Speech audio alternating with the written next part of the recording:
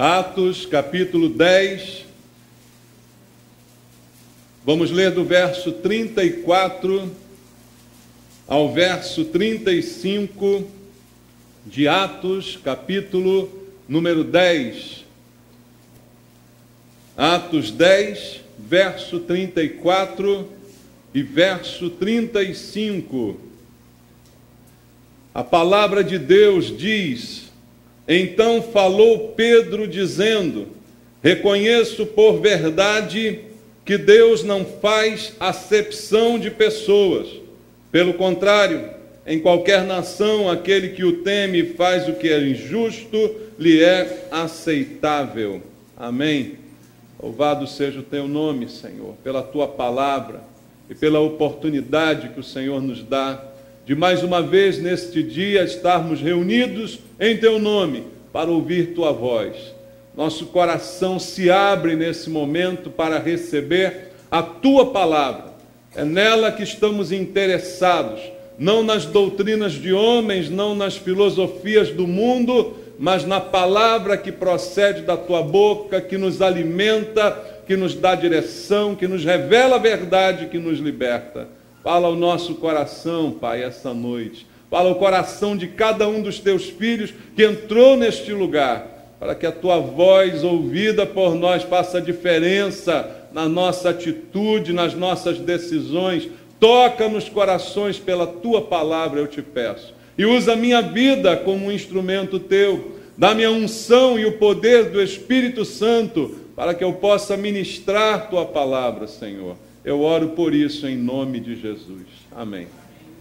Amados, este texto do apóstolo Pedro revela uma verdade importante a respeito de Deus. O apóstolo Pedro diz no versículo 34: reconheço por verdade que Deus não faz acepção de pessoas. Isso é uma verdade. Deus não faz acepção de pessoas. Para Deus, todas as pessoas são iguais. Deus não tem pessoas preferidas.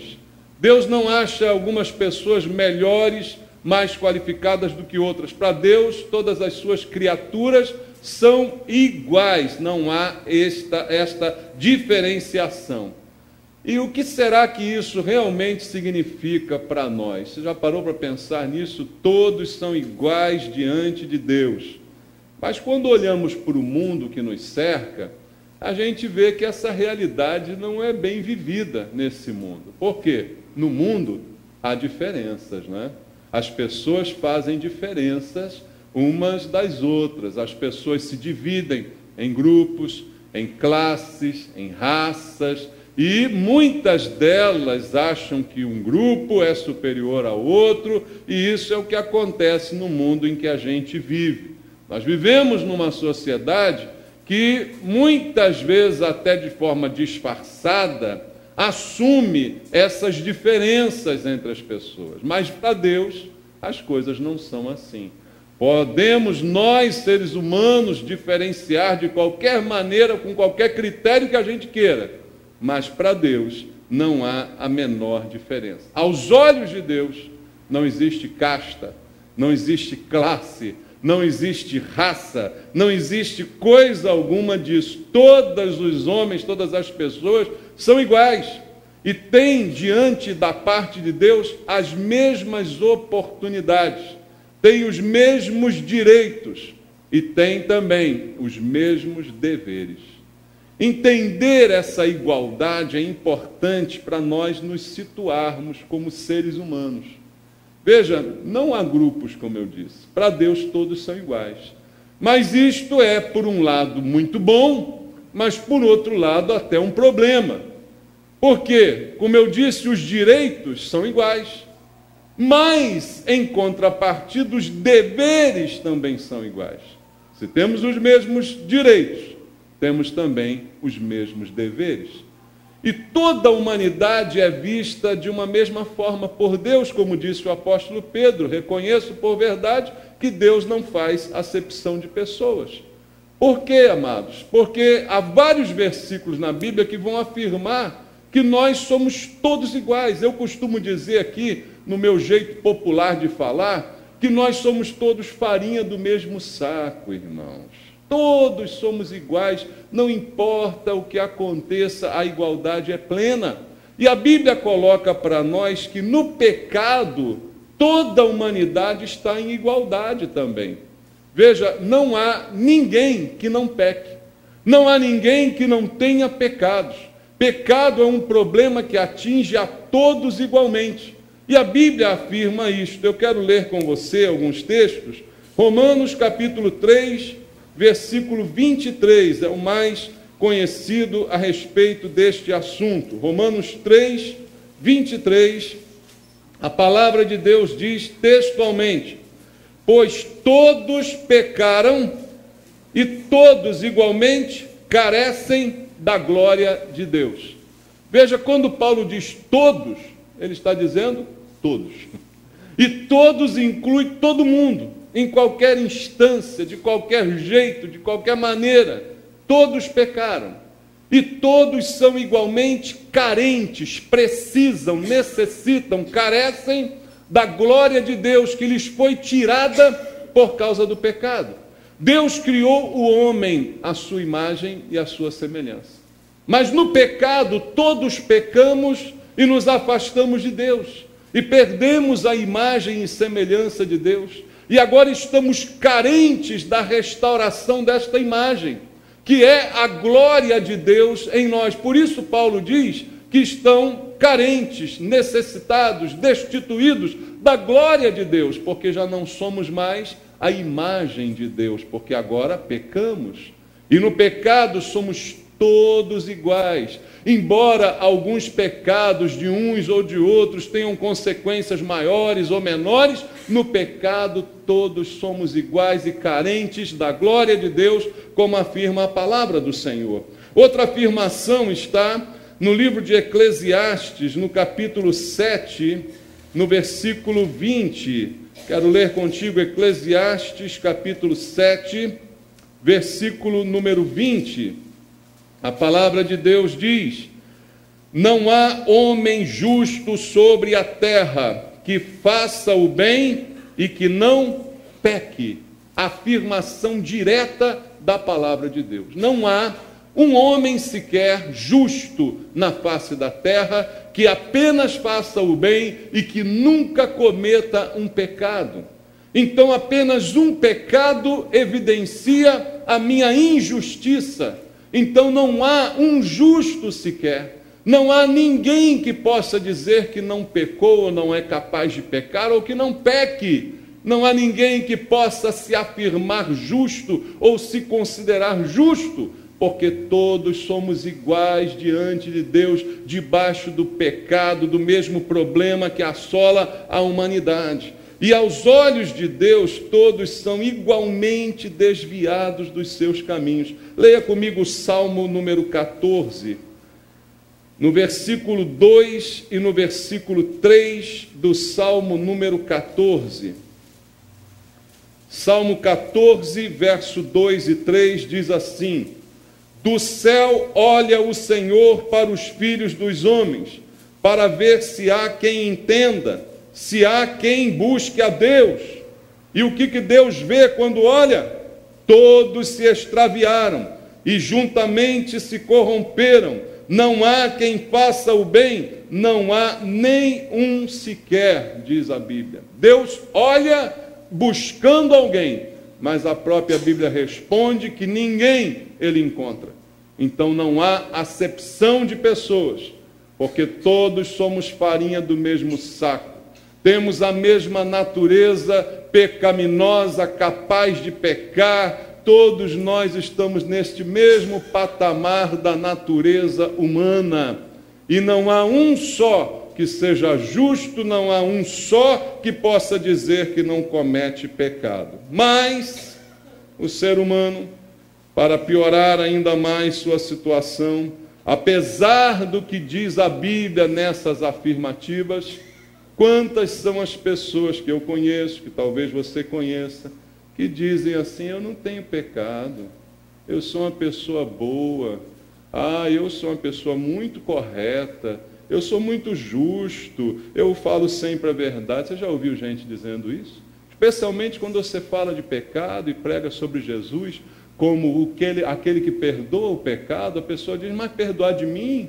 Eu não faço nada de errado, eu não peco. E aí a pessoa se torna ainda pior, porque agora ela está contrária ao que a Bíblia diz sobre ela. A Bíblia diz que ela é pecadora, mas ela está dizendo: Deus é mentiroso, porque comigo isso não se aplica. Para mim essa verdade não se aplica. Por quê? A cegueira do pecado faz com que a pessoa considere que os seus próprios atos são bons e são justos, e isso é terrível. Veja Provérbios capítulo 20, no versículo 6 do capítulo 20 do livro de Provérbios, a palavra de Deus diz: muitos proclamam a sua própria benignidade, mas o homem fidedigno, quem o achará? Pergunta o Senhor.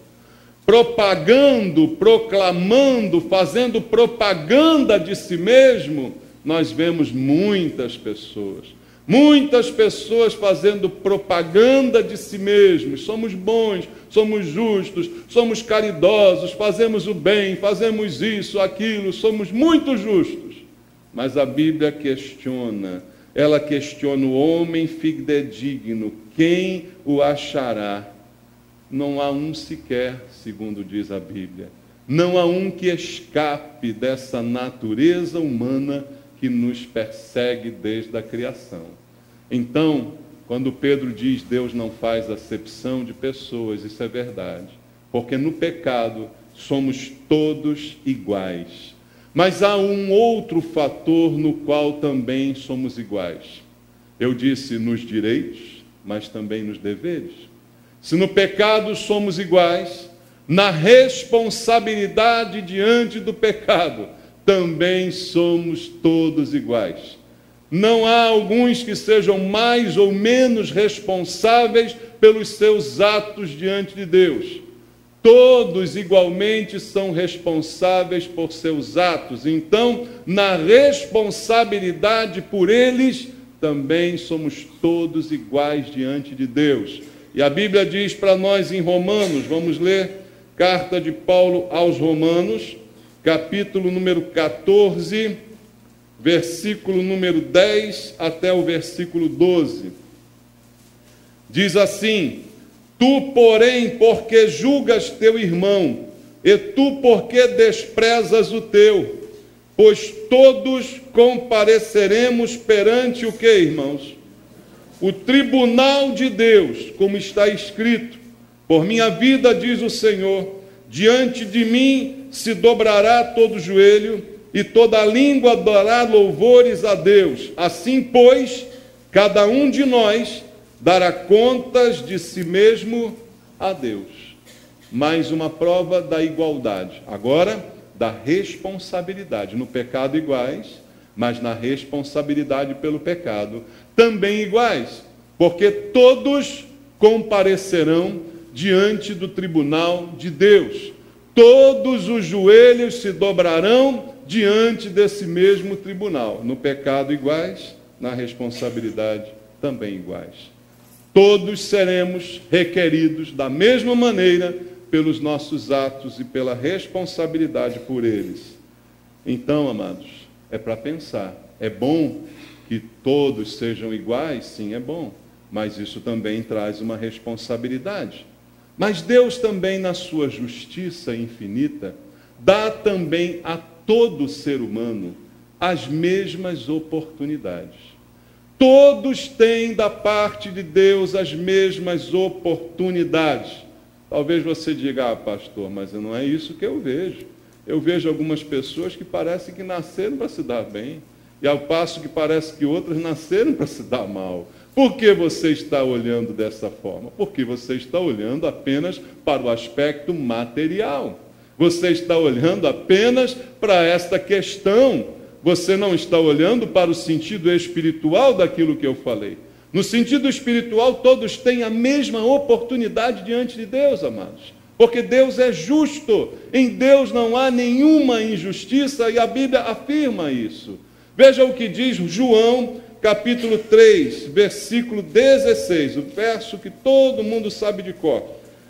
Evangelho segundo João, capítulo 3, versículo 16. Presta atenção no que está escrito. Porque Deus amou algumas pessoas. É isso que está escrito aí? Não, não é isso que está escrito aí. Deus amou aqueles que o amavam. Deus amou aqueles que aceitavam a sua palavra. Não, a Bíblia diz que Deus amou ao mundo. Você está no mundo? Tem alguém fora do mundo? Enquanto eu falo, está dormindo, está fora do mundo, né? Mas se você está no mundo, você está incluído nesse amor. Deus amou ao mundo de uma maneira tão grande que a ponto de dar o seu Filho, como diz a Bíblia, unigênito, para que todo aquele que nele crê não pereça, mas tenha vida eterna. Todos amados e todos com a mesma oportunidade de crer. A mesma oportunidade de acreditar foi dada a todos os homens, porque Deus não faz acepção de pessoas. Todos têm a mesma oportunidade de receber do seu amor e todos têm a mesma oportunidade de declarar a sua fé, de crer nele para não perecer e para ter a vida eterna. Veja, no acolhimento, a Bíblia também diz que todos somos iguais. João capítulo 6, versículo 35 ao versículo 37, diz assim, João 6, 35 a 37.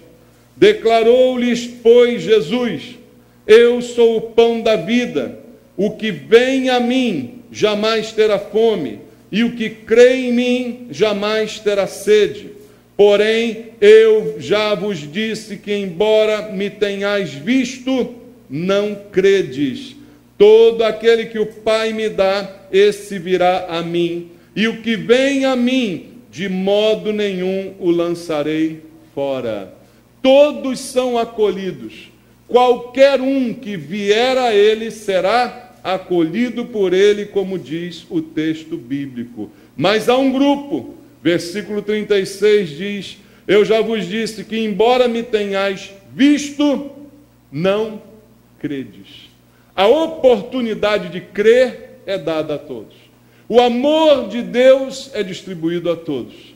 Mas há um grupo que, apesar disso, não crê, não acredita, não crê naquilo que Deus está oferecendo, não quer receber o amor que está sendo atribuído, então não crê. Mas se crer, será acolhido. Não será lançado fora, será recolhido por Deus, porque Deus não faz acepção de pessoas. Deus não está aqui falando da natureza do pecado de ninguém. Já disse aqui que todos são pecadores, mas um é mais, outro é menos. Deus não está falando disso aqui. Ele está dizendo que todos são amados igualmente, e a todos é dada a oportunidade de crer. E se crerem, se o receberem, como diz o texto, não perecerão e serão acolhidos. Como ele promete no verso 37, o que vem a mim, de modo nenhum o lançarei fora. Ele diz, qualquer um que vem a mim, não importa o pecado, não importa o que tenha feito, se vier, se crer, o amor se estenderá a ele. E de modo nenhum será desprezado, será lançado fora. Porque Deus não faz acepção de pessoas. E o convite que Jesus fez também é universal para todos, todos que quiserem ouvir a sua voz. Eu leio contigo Mateus capítulo 11, versículo 28 até o versículo número 30. Mateus 11, do 28 ao 30, Jesus convida: vinde a mim todos os que estáis cansados e sobrecarregados, e eu vos aliviarei. Tomai sobre vós o meu jugo e aprendei de mim, porque sou manso e humilde de coração, e achareis descanso para a vossa alma, porque o meu jugo é suave e o meu fardo é leve. Vinde a mim todos, qualquer um que estiver cansado e sobrecarregado. E todos estão cansados e sobrecarregados dos seus pecados, porque todos pecaram, como a gente viu. E pecado cansa, irmãos. Pecado pesa. Pecado é um peso terrível.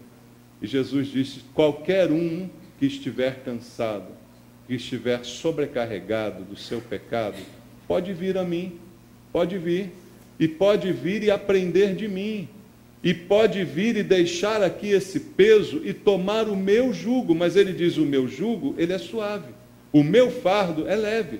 Troca comigo. Traz esse fardo de pecado, traz esse peso de consciência, traz esse peso que achata a tua vida, coloca diante de mim e eu te dou um outro, que é leve, que é suave, para estar sobre você como um símbolo de proteção sobre a sua vida. Mas quando Jesus fez o convite, ele disse: vinde a mim todos. Não um grupo, não outro grupo, não uma raça, não outra raça. Deus não faz acepção de pessoas. A oportunidade é dada a todos igualmente. E o chamado de Deus é universal para que o homem seja justificado e reconciliado por Deus. Qualquer tentativa do homem de se justificar sozinho fracassará. O que é se justificar? É tentar se tornar justo por suas próprias forças, por suas próprias ações e medidas. A Bíblia diz: é impossível, não há um justo sequer. Não há ninguém capaz de se auto-justificar. Então a justiça precisa me ser atribuída por Deus e não por mim mesmo. Por mais que eu me esforce para ser justo, a minha natureza é de impiedade e ela certamente se manifestará. Por isso a Bíblia diz que o homem não se justifica, mas sim que o homem é justificado por Deus. Mas como Deus é bom e não faz acepção de pessoas e dá a todos o mesmo amor e a mesma oportunidade, Ele está pronto também para justificar qualquer um que crer nele e que quiser chegar à sua presença para receber a justiça, porque Ele é a fonte da justiça. Então o homem não é justo, nem pode se tornar justo, mas precisa de Jesus para o justificar. Leia comigo Romanos 5. Romanos 5, verso 1 e 2, afirma esta verdade. São palavras especiais para nós entendermos o plano de Deus. O apóstolo Paulo diz em Romanos 5, verso 1 e 2, justificados, pois, mediante o que, irmãos? Mediante a fé. Veja, não é mediante algo que fizemos, um sacrifício, uma caridade, um bom comportamento. Irmãos, quem sai por bom comportamento é preso, condenado no Brasil, né, irmãos? Não é por bom comportamento, é pela fé. Justificados, pois, mediante a fé, temos paz com Deus, por intermédio de nosso Senhor Jesus Cristo. Ele está dizendo: o que eu recebo de justiça, recebo de Deus, por intermédio de Jesus Cristo, em quem eu criei, em quem eu tive fé. Como Jesus disse naquele texto que nós lemos, crer nele. Então isso me trouxe justiça da parte de Deus. Verso 2, por intermédio de quem obtivemos igualmente acesso pela fé a esta graça, na qual estamos firmes e gloriamo-nos na esperança da glória de Deus. Veja, pela graça, pela fé, a fé me deu acesso a esta graça. Então eu fui justificado. A justiça me foi atribuída e não conquistada por mim por algum tipo de comportamento, mas me foi atribuída mediante aquilo que eu acreditei pela fé. Está aqui na palavra de Deus. E aí, amados, o homem que não crê, ele está separado de Deus. Ele está longe dessa justiça, dessa justificação. Veja, está separado e precisa ser reconciliado. Então, quando cremos, somos justificados e, ao mesmo tempo, somos reconciliados. Porque se todos somos iguais no pecado e Deus não aceita pecado, isso é um problema para a humanidade. Toda a humanidade destituída está da glória de Deus. toda a humanidade afastada está de Deus, porque Deus não compactua com o pecado. Se todos somos pecadores, estamos num problema, não temos acesso a Deus. Isaías diz que os nossos pecados fazem separação entre nós e nosso Deus. Então é como se o homem pecador estivesse em litígio com Deus. E quando estamos brigados em litígio com alguém, precisamos de uma reconciliação. E quem faz isso é a fé, que nos torna justos, ou seja, retira a injustiça e atribui a justiça, e desta maneira nos dá a capacidade de reconciliação. O apóstolo Paulo também disse em 2 Coríntios, capítulo 5. Vamos ler? 2 Coríntios, capítulo 5, verso 18 e 19. Ele diz, ora, tudo provém de Deus, que nos reconciliou consigo mesmo, por meio de quê?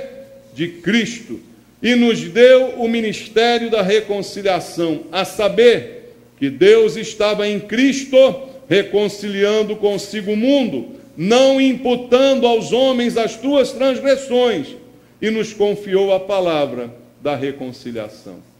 O que Deus faz quando reconcilia o homem, que é pecador, como todos são, como já vimos aqui, é, naquele momento, não levar em conta os seus pecados, não imputar os pecados. Os pecados já foram cometidos. E como já foram cometidos e constantemente são cometidos, estariam na nossa conta, estariam imputados no nosso registro, como se fosse a nossa ficha criminal. Se puxarem a tua ficha, vai sair o quê, meu irmão? Hein? Ah, eu não tenho passagem na polícia. Pode até ser que não tenha na polícia, mas no céu você tem. Pode ver lá que você tem. A ficha está cumprida. Tem pecado desde que você era pequenininho, né? A ficha está grande lá. E esses pecados estão lá na conta. Mas quando eu sou justificado, o que acontece nesse momento? A justiça me é atribuída. Eu não tenho justiça, eu não consigo fazer nada para apagar aqueles pecados, mas Deus não os imputa na minha conta, como está escrito aqui, que Deus estava em Cristo reconciliando consigo o mundo, não imputando aos homens as suas transgressões, mas também Ele nos confiou a palavra da reconciliação. Agora que fomos reconciliados, pregamos aos outros a palavra da reconciliação. Levamos o Evangelho aos outros, pregando a reconciliação. Evangelho é esta reconciliação. É o perdão do pecado que é comum a todos. E a não imputação dos erros à pessoa no processo de justificação que acontece da parte de Deus para o homem e alcança o homem. É isso que a Bíblia diz, queridos. Então, nós somos reconciliados. Estamos brigados com Deus por causa dos nossos pecados. O homem sem Deus está em litígio contra Deus. Veja, não há posição de neutralidade, como Jesus mesmo afirmou: quem comigo não ajunta, espalha. Quem não é por mim, é contra mim. O homem que não está com Deus, está contra Deus. Ele não está neutro, não. Não, eu não creio nada, eu sou aqui um ateu bonzinho. Não, você está contra Deus. Se você não está a favor de Deus, a Bíblia diz, Jesus falou, que você está contra Deus, em oposição a Deus, em litígio contra Deus. Mas quando você crê, você é justificado e você é reconciliado com Deus. E aí olhamos para o versículo anterior, o versículo 17, antes do 18 e 19. E assim, se alguém está em Cristo, é nova criatura, as coisas antigas já passaram, eis que se fizeram novas. Por quê? Porque fui reconciliado. Por quê? Porque fui perdoado. Porque meus pecados não me foram imputados, embora tenham sido praticados por mim, embora estejam todos lá na minha ficha, mas não foram colocados na minha conta, foram colocados na conta de Jesus. Então eu fui justificado. Então eu que estou em Cristo sou agora nova criatura. Veja, a Bíblia afirma que quem está em Cristo é, não diz que será, afirma que é. No momento que eu creio, eu sou justificado. No momento que eu creio, eu sou acolhido, como Jesus falou, é aquele que vem a mim de modo nenhum lançarei fora, sou recebido, sou acolhido. E no momento que eu creio, os meus pecados são retirados da minha conta, embora tenham sido lá colocados. E agora eu sou nova criatura, porque as coisas antigas passaram, se fizeram novas. É como se Deus tivesse pego aquele registro, amassado, jogado fora e te desse uma folha limpa agora. Uma limpa folha para você. Você é nova criatura. Mas por quê? Porque creu. Deus não faz acepção de pessoas. Todos têm a oportunidade de se tornar uma nova criatura. Todos têm a oportunidade de se livrar do pecado que é comum a todos. Todos têm a oportunidade de ouvir a palavra de Deus e de crer nela de todo o seu coração. Mas é preciso entender que tudo isso é mediante a fé em Jesus Cristo. Como disse o apóstolo Paulo, é pela fé em Jesus. É mediante a fé que somos justificados. Ele é o centro de todas as coisas. Fora dele não há salvação. Fora dele não há outro caminho. Ele disse, eu sou o caminho, a verdade e a vida. Ninguém vem ao Pai se não for por mim. Ele é o centro. E a Bíblia também deixa isso claro. Quero ler contigo Colossenses, capítulo 1, para você que ainda não tem uma ideia clara sobre Jesus. Olha só, amados, o que diz a palavra de Deus sobre Jesus. Colossenses, capítulo número 1, no versículo número 15 até o versículo número 22. Olha só como Paulo fala de Jesus. Colossenses 1,15 diz, este é a imagem do Deus invisível, o primogênito de toda a criação. Pois nele foram criadas todas as coisas, nos céus e sobre a terra, as visíveis e as invisíveis, sejam tronos, sejam soberanias, quer principados, quer potestades, tudo foi criado por meio dele e para ele. Ele é antes de todas as coisas, nele tudo subsiste, ele é o cabeça do corpo, da igreja, ele é o princípio primogênito de entre os mortos, para em todas as coisas ter a primazia, porque aprove a Deus que nele residisse toda a plenitude, e que havendo feito a paz, presta atenção nisso, pelo sangue da sua cruz, por meio dele, reconciliasse consigo mesmo todas as coisas, quer sobre a terra, quer nos céus, e a vós outros também, que outrora éreis estranhos e inimigos no entendimento pelas vossas obras malignas, agora, porém, vos reconciliou no corpo da sua carne, mediante sua morte, para apresentar-vos perante ele santos, inculpáveis, irrepreensíveis.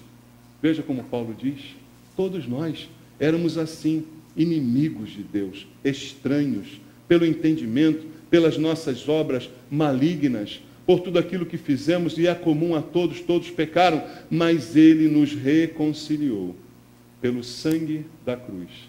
Porque nele reside toda a plenitude de Deus. Porque ele é Deus, porque ele é desde o princípio e ele é anterior a todas as coisas.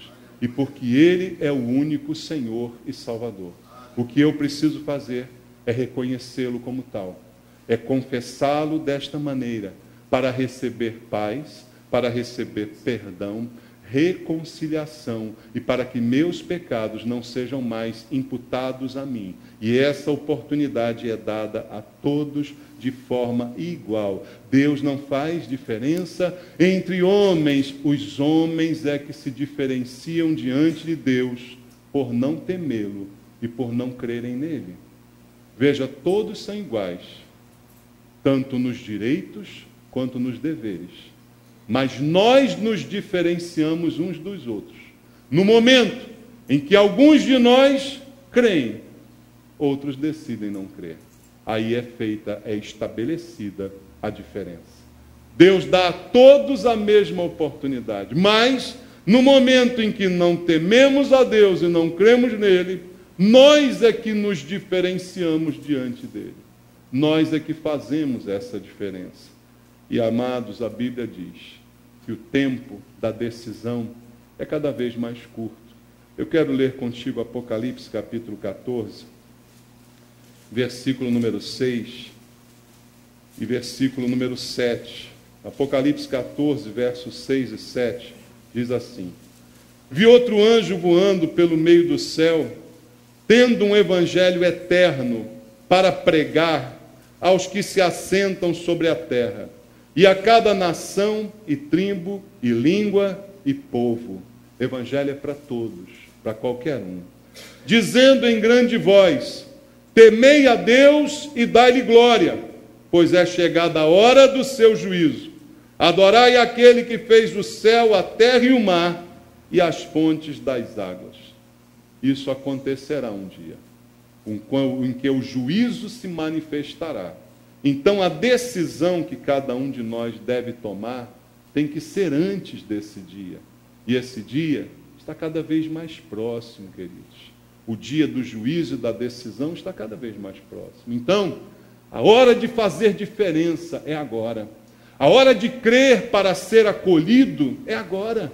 Para jamais ser lançado fora, como Jesus prometeu, é agora. É a hora de crer, é a hora de confiar, é a hora de saber que em Cristo você é nova criatura. E as coisas velhas passaram, e Deus fez uma vida nova para você viver a partir de agora, enquanto há vida para você. A vida nova, dada por Deus, de graça, como o Senhor está oferecendo. Mas a decisão é de cada um de nós. E se você ouve a palavra de Deus e crê na palavra de Deus, e acredita naquilo que foi dito a você, há uma decisão que precisa ser tomada. A palavra também é clara no que se refere a isso. Eu quero ler contigo Romanos, capítulo 10, versículo 9 ao versículo 11. Romanos, capítulo 10, do verso 9 ao 11, diz assim: se com a tua boca confessares Jesus como Senhor, e em teu coração creres que Deus o ressuscitou dentre os mortos, serás salvo. Eu creio com o meu coração, mas eu preciso confessar com a minha boca, está dizendo o versículo. E ele explica por quê. Versículo 10. Por quê? Porque com o coração se crê para a justiça, e com a boca se confessa a respeito da salvação. Uma coisa complementa a outra. Porquanto a Escritura diz: todo aquele que nele crê não será confundido. Quem crê no coração, confessa com a boca. Porque a Bíblia também diz que a boca fala do que o coração está cheio. Se o teu coração está cheio da fé em Jesus, você logo quer pronunciar essa fé. Você logo quer confessar essa fé. Então, se você creu em tudo aquilo que foi dito, você precisa livremente esboçar isso, pronunciar isto, de alguma maneira visível e clara diante de todos. E eu termino com um texto também que nos chama a atenção para isso, em Mateus capítulo 10, versículo 32 e 33. Diz assim: portanto, todo aquele que me confessar diante dos homens, também eu o confessarei diante de meu Pai que está nos céus. Mas aquele que me negar diante dos homens, também eu o negarei diante de meu Pai que está nos céus. Duas coisas Deus está dizendo. Se você crê, confesse. E se for confessar, seja diante dos homens. Não tenha vergonha de se comprometer com Jesus. Tenha vergonha do pecado que está na tua ficha, mas não do compromisso com Cristo, que te livrará do pecado, que te justificará, que tornará você justo diante de Deus e que te dará uma nova vida a partir desse momento. Com o coração, faça o primeiro passo, creia, acredite. Deus amou o mundo de tal maneira que para que todo aquele que nele crê não pereça. Então creia, mas à medida em que você crê, abra sua boca e confesse. E faça isso, como diz o Senhor Jesus, diante dos homens, para que ele também confesse que te conhece diante do Pai. É o que está escrito na palavra do Senhor. Curva a sua cabeça. Vamos fazer uma oração. Pai amado, a tua palavra foi ministrada. O evangelho da salvação foi anunciado. O convite e a oportunidade a todos foi dada, porque o Senhor não faz acepção de pessoas. Mas agora, Deus, é necessário que, se alguém aqui creu com o seu coração, venha confessar com sua boca.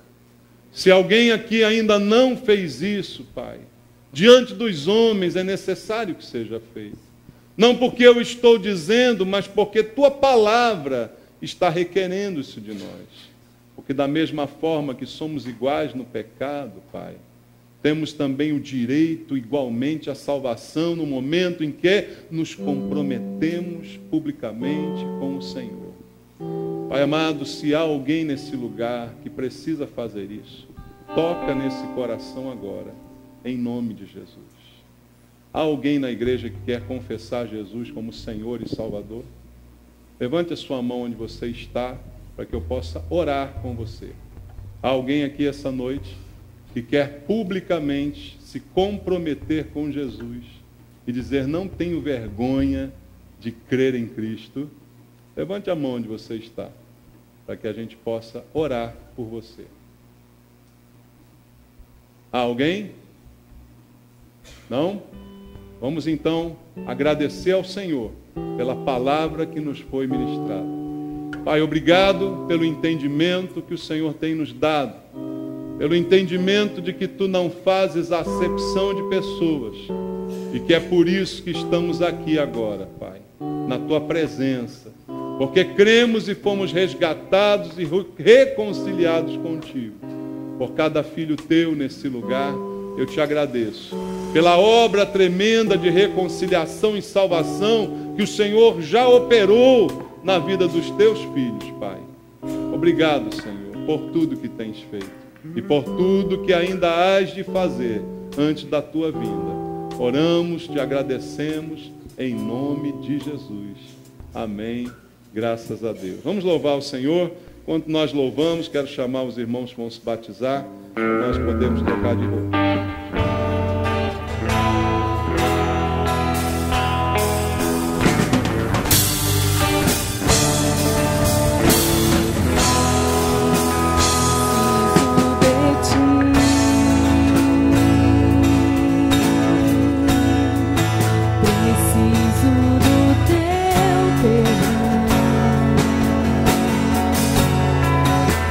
Preciso de ti.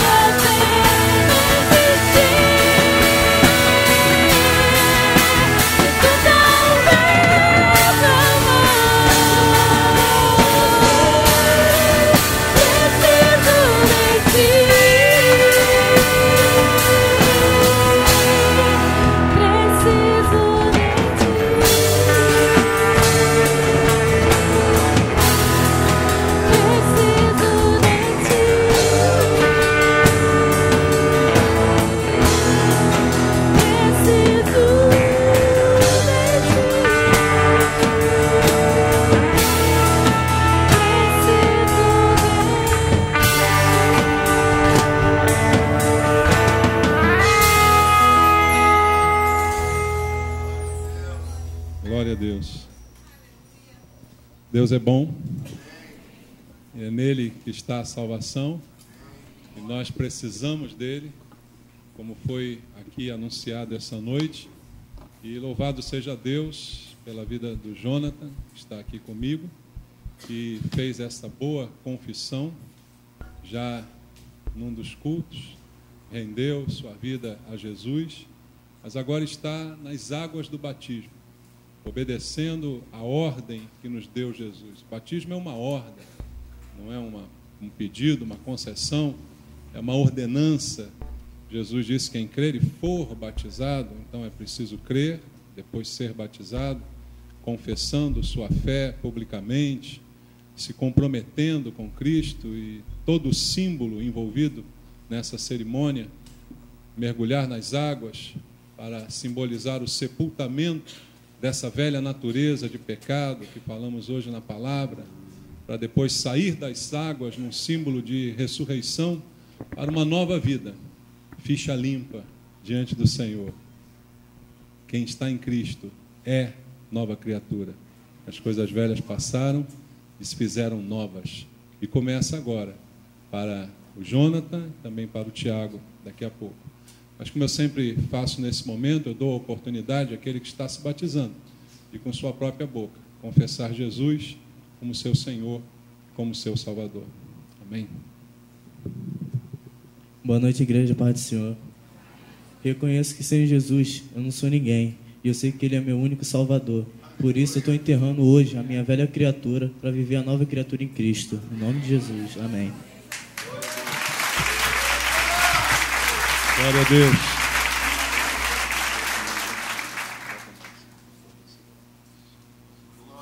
Deus, obrigado pela vida do Jonathan, Senhor, que já bem jovem confessa ao Senhor da maneira como fez diante de todos.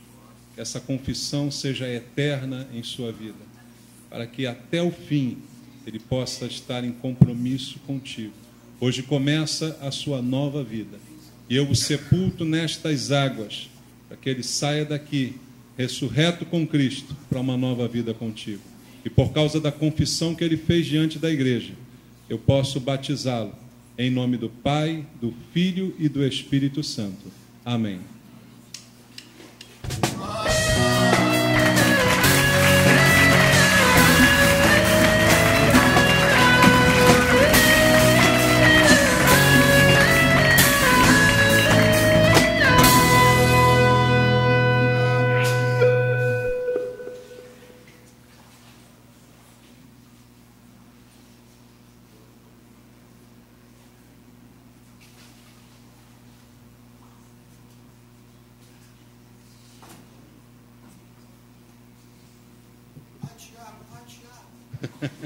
Tem até torcida aí para o Tiago. Glória a Deus, né? Tiago está hoje também com a gente. Sua esposa se batizou um tempo atrás, né? Ele, por razão do seu trabalho, não conseguiu fazer as aulas de batismo no tempo hábil, mas está aqui hoje, né? Para, mais uma vez, e para diante da igreja, fazer a sua confissão, o seu compromisso com Jesus Cristo nesse momento único da nossa vida. Amém? Então, Tiago, também é a sua oportunidade. Boa noite, igreja. Declaro Jesus como meu Salvador. E é isso aí.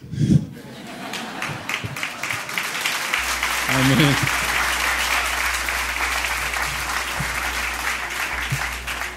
E, na verdade, o que diz a Bíblia é o que basta, né?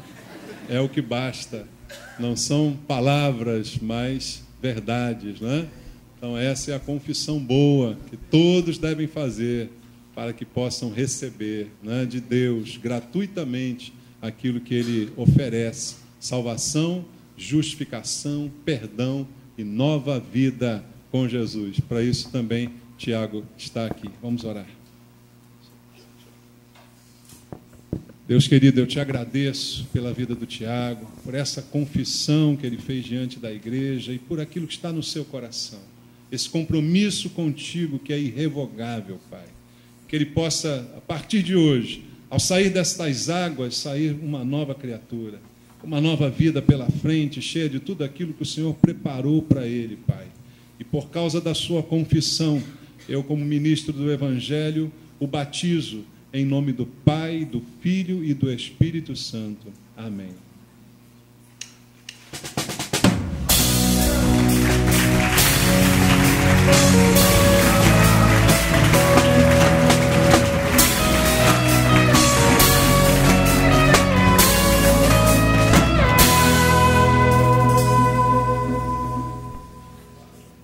Deus é bom, meus irmãos. Esqueci de falar que domingo que vem, primeiro domingo, sempre começa uma turma de batismo, né? Se alguém tiver ainda interesse em ser batizado, próximo domingo começa a turma. Se você tiver alguma dificuldade porque vai viajar, carnaval, alguma coisa assim, não tem problema. Pode ser no outro domingo, mas me procure ou um dos pastores para falar do seu interesse em se batizar, que a gente possa indicar você para a turma, né, que vai começar. Quem começar em março se batiza no último domingo do mês de abril. Tá? Todo mês começa uma turma, ela tem a duração de 2 meses e o batismo é sempre no último domingo do mês seguinte, tá bom? Então não esqueça disso, que você tenha uma semana abençoada na presença de Deus. Quarta-feira, venha para a igreja, venha ouvir a palavra do Senhor. A Bíblia diz: a fé vem pelo ouvir da pregação, e sem fé é impossível agradar a Deus. A palavra é o alimento que sustenta, te capacita, te ensina, para que você possa viver de acordo com a vontade do Senhor. Amém? Que a graça e a paz do nosso Senhor e Salvador Jesus Cristo, o amor de Deus, a comunhão, a consolação do Espírito Santo reinem sobre a igreja, sobre a tua casa, sobre a tua família. Que o Senhor te leve em paz, te leve em segurança e traga você com alegria na quarta, na sexta, no domingo, em todas as reuniões, para que juntos possamos cultuar ao Senhor. Que Deus te abençoe rica e abundantemente, em nome de Jesus. Amém. Graças a Deus. Não esqueça, tem cantina ainda. Uma boa semana. Vamos louvar ao Senhor.